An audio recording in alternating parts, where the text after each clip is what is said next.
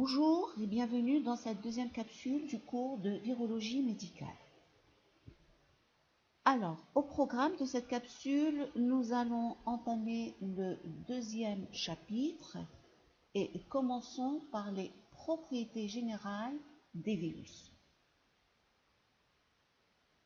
Alors, la toute première caractéristique des virus, c'est leur petite taille. Par définition, les virus, ce sont les plus petites entités vivantes. Donc on parle d'entités et non de cellules. Ce sont des particules.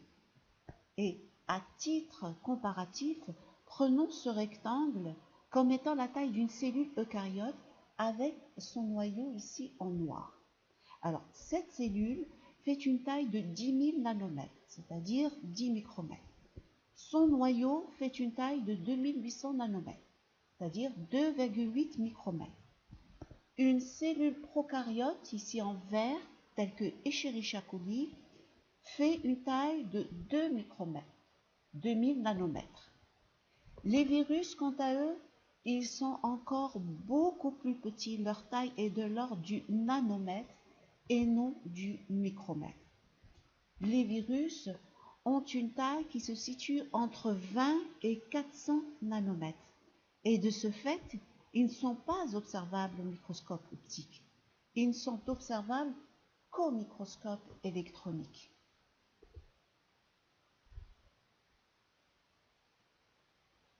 Alors voici 3 photos prises au microscope électronique de 2 virus, ici, et d'une cellule bactérienne ici au centre, avec un respect des échelles. C'est la même échelle pour les 3 photos, ce qui nous donne une idée sur la taille relative des virus par rapport à une cellule bactérienne.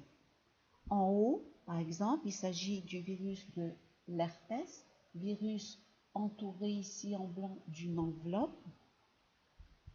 Herpès, si vous ne savez pas, voici en photo.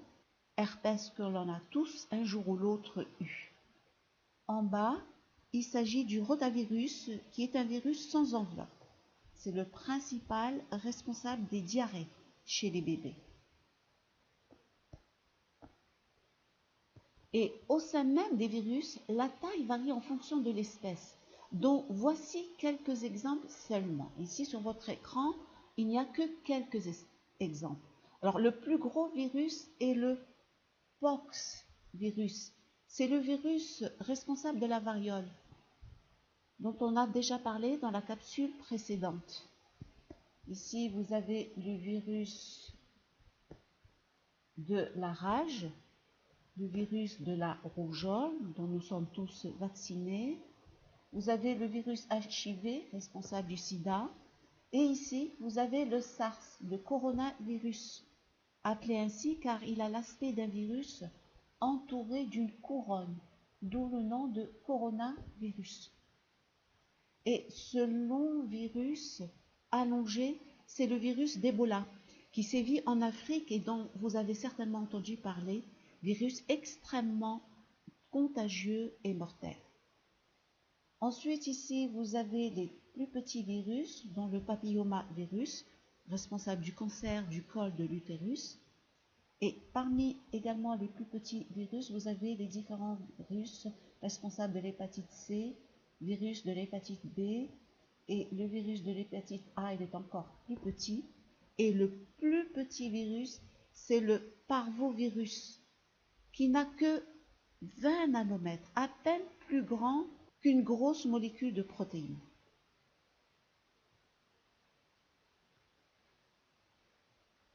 Alors voici des virus attaquant une bactérie et qu'on appelle bactériophages.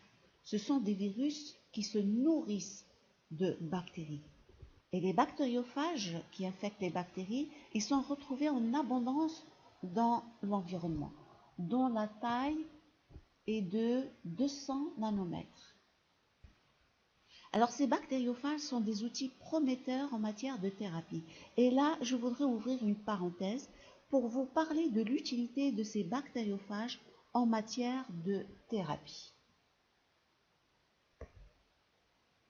Car Comme vous devez le savoir, les bactéries pathogènes se montrent de plus en plus résistantes aux antibiotiques, comme ici sur votre écran.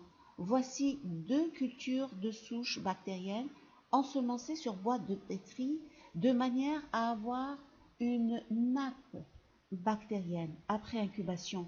Mais au préalable, avant incubation, vous avez différents disques d'antibiotiques qui ont été déposés sur ces souches pour tester leur résistance aux antibiotiques. C'est ce qu'on appelle un antibiogramme. Et l'auréole claire que vous voyez autour du disque indique qu'il n'y a pas eu de croissance bactérienne. Donc l'antibiotique a eu un effet sur la souche bactérienne. Et comme vous pouvez le constater, la souche de gauche est sensible à tous les antibiotiques, tandis que la souche de droite se montre résistante à plusieurs antibiotiques et de plus en plus de bactéries pathogènes se montrent multirésistantes. Et ce type de situation est de plus en plus fréquent, situation qui devient très préoccupante. Nous sommes face à un problème de santé publique majeur et il devient urgent de trouver de nouveaux agents antibactériens. Et la phagothérapie est une solution. Elle consiste à utiliser des bactériophages lytiques en thérapie. En effet, les bactériophages détruisent les bactéries. À supposer ici qu'il s'agisse d'une bactérie telle que Staphylococcus aureus. Et Staphylococcus aureus est une bactérie pathogène qui se montre multirésistante à de nombreux antibiotiques. Et ici, elle est attaquée par un bactériophage spécifique de Staphylococcus aureus, parce que les bactériophages sont hautement spécifiques. Voici en vidéo la destruction d'une bactérie par un bactériophage.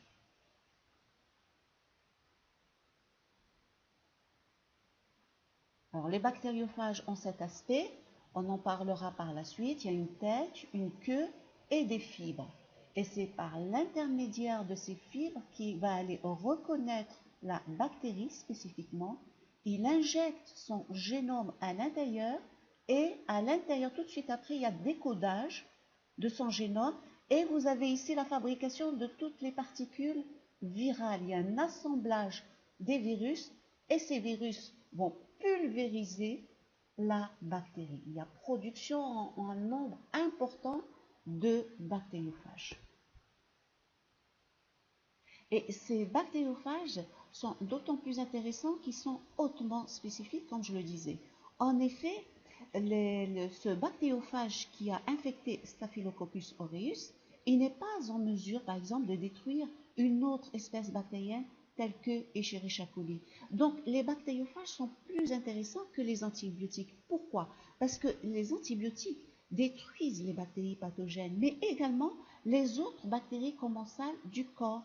C'est ainsi que quand vous prenez un antibiotique pour traiter une maladie infectieuse bactérienne, cet antibiotique détruit non seulement la bactérie mise en cause, mais également une partie de la flore bactérienne intestinale. C'est pourquoi cette piste de phagothérapie est très prometteuse. Voilà, je ferme la parenthèse. Donc revenons aux propriétés des virus, dont la première est leur petite taille, comme je le disais. La deuxième caractéristique des virus, c'est leur organisation toute simple. Ils sont constitués d'un génome qui peut être soit de l'ADN ou de l'ARN, jamais les deux à la fois. C'est une particularité des virus. Ils n'ont pas de noyau, ils sont dits donc acaryotes. A pour signifier absence de noyau. Et ce génome est emballé dans une sorte de boîte qu'on appelle capside. D'ailleurs, le mot capside vient du mot grec kapsos qui veut dire boîte. Et certains virus, pas tous, sont entourés d'une enveloppe. Et comme vous pouvez le voir, ce n'est pas l'organisation d'une cellule. Les cellules sont acellulaires, c'est-à-dire il y a absence d'une structure cellulaire. comme c'est le cas pour les bactéries. Les bactéries sont des cellules, les virus ne le sont pas. Ainsi, on distingue les virus composés d'un génome emballé dans une capside, ce sont les virus nus. Si on les appelle ainsi, c'est par opposition aux virus enveloppés qui, eux, sont entourés d'une enveloppe. La troisième caractéristique des virus, c'est que ce sont des parasites obligatoires. Alors le parasitisme, d'abord, qu'est-ce que c'est? Faisons d'abord une petite mise au point. Le parasitisme vient en opposition à la prédation. La prédation est par définition une interaction trophique entre deux organismes par laquelle un gros organisme, ici, dénommé prédateur, tue le plus petit organisme pour s'en nourrir. Exemple, vous avez ici une grosse amibe qui est le prédateur et qui attaque une paramécie qui est beaucoup plus petite. C'est une prédation. À la différence du parasitisme, où c'est l'inverse, c'est le plus petit organisme qui attaque le plus gros organisme pour s'en nourrir. Et il existe deux types de parasitisme. Il y a le parasitisme facultatif, tel que par exemple ici, vous avez une petite bactérie qu'on appelle du genre Selvibrio qui attaque une grosse